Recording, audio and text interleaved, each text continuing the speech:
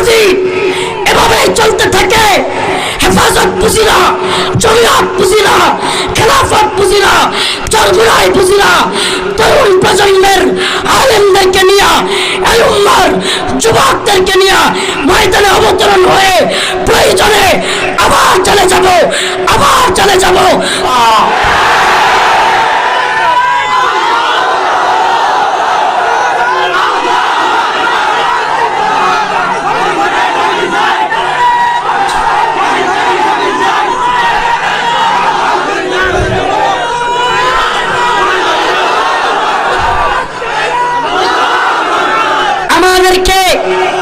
আমাদেরকে কেউ যেন অসহায় না মনে করে। মুফতি আমিন রহমাতুল্লাহি আলাইহির সেই কথাটা আজও বলতে চাই, নেতারা দালাল হইতে পারে, যুবকরা দালাল হয় না। মুফতি আমিন রহমাতুল্লাহি আলাইহি বলেছিলেন, নেতারা দালাল হতে পারে, ছাত্র সমাজ দালাল হবে না। হে উম্মার যুবকেরা, ছাত্র সমাজ, যুব সমাজ, তুমি যুব দল করো, ছাত্র দল করো, ছাত্রলীগ করো, যুবলীগ করো, আমি তো স্বপ্ন দেখি এই উম্মার আলেম সমাজ আবারও ডাক দিলে সব দল ছেড়ে আলেমদের কথায় যুবকরা চাপায়া পড়বে। রাজি আছো তো ইনশাআল্লাহ? হ্যাঁ যুবক, ময়দানের স্টেজের ভিতরে শুধুমাত্র জজবা দেখানোর জন্য কথাগুলো বলা নয়, কথাগুলো বলতেছি শাহাদাতের তামান্না নিয়ে প্রস্তুত হও। এরা এভাবেই ছাড়বে না আলেমদের জন্য। আরে আলেমদের জন্য প্রয়োজনে জেলে যেতে পারবা তো? এই হাত উঠায় না, পারবান তো ইনশাআল্লাহ? এই উম্মার আলেম সমাজের জন্য, আলেমদের জন্য কাজ করা মানে দ্বীনের জন্য করা, আল্লাহর জন্য করা। আমাকে বলেন, আমাকে বলেন, উলামায়ে কেরাম কি ব্যক্তিগত কারণে জেলে নাকি আল্লাহর জন্য, দ্বীনের জন্য, কোরআনের জন্য? আমাকে বলেন কিসের জন্য? যদি কোরআনের জন্য হয়, দ্বীনের জন্য হয়, হিন্দুত্ববাদী পত্তলিকদের বিরুদ্ধে যাওয়ার কারণে হয়, আমি আপনাদেরকে বলতে চাই, এই জামানায় কি আবু বকর, ওমর রাদিয়াল্লাহু আনহুর মতো ব্যক্তি পাবেন? আলেমদের ভুল তো থাকবেই, কথা বলেন না? এই জামানায় কি আবু বকর, ওমর রাদিয়াল্লাহু আনহু, আলী রাদিয়াল্লাহু আনহুর মতো ব্যক্তি পাওয়া যাবে? ভুল ত্রুটি তো থাকবেই। কিন্তু তাই বলে উলামায়ে কেরামকে আমরা একা ছেড়ে দিব? উলামায়ে কেরামকে একা ছেড়ে দিব? ফাসলুদ্দিন আনিদ দাওলাত অনেক আগেই হয়ে গেছে। রাষ্ট্র থেকে ধর্মকে অনেক আগেই আর আলাদা করে ফেলেছে। এখন ফাসলুল উলামা আনিল আওয়াম, আওয়ামদের থেকে আলেমদেরকে দূর করার এক ভয়ঙ্কর ষড়যন্ত্র চলতেছে। ভয়ঙ্কর ষড়যন্ত্র। হুজুর কোন পর্যন্ত আসছে? একটু আমার আইডিয়া দিলে তো ভালো হয়। এক ভয়ঙ্কর ষড়যন্ত্র চলছে।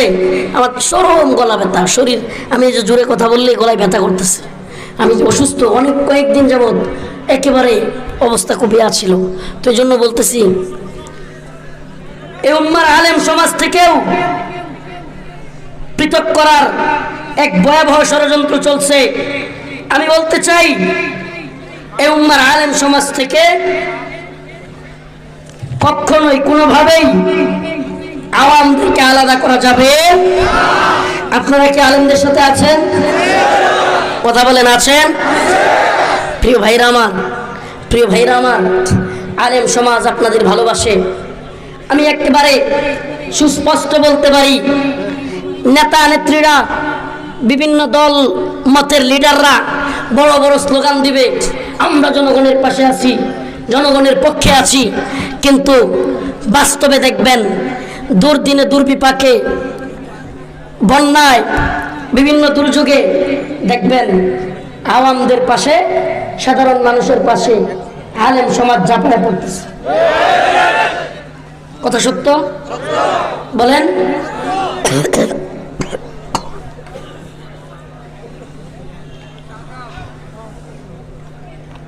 এই জন্য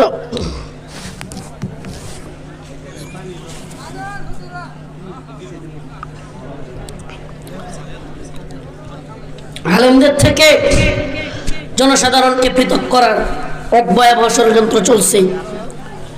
এই ষড়যন্ত্র আমাদের বুঝতে হবে।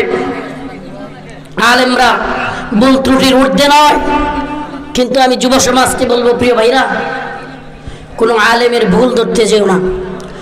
কোনো শায়েখকে তোমার ভালো লাগে, কোনো আলেমকে, তোমার বক্তাকে, কোনো আলোচককে তোমার ভালো লাগে, তুমি তার পক্ষে বলো, দোষ নাই। কিন্তু সাবধান, তার পক্ষ নিতে গিয়ে অন্য আলেমকে কটূক্তি করো না। হ্যাঁ যুবক ভাইরা, কথা দিলেন তো? কোন আলেমের পক্ষ নিয়ে অন্য আলেমকে কি করবেন না, কটূক্তি করবে, আলেমদেরকে গালি দিবেন। কোন শায়েখের পক্ষ নিয়ে অন্য শায়েখকে গালি দিবেন, দলমত আছে, থাকবে। কিয়ামতের আগ পর্যন্ত দলমত শেষ হবে না। রাসূল যেখানে হাদিসের মধ্যে বলেছেন, আমার উম্মত হবে 73 দলে বিভক্ত। বনি ইসরাইল কত দলে বিভক্ত ছিল? তাফাররাকাত বানু ইসরাইল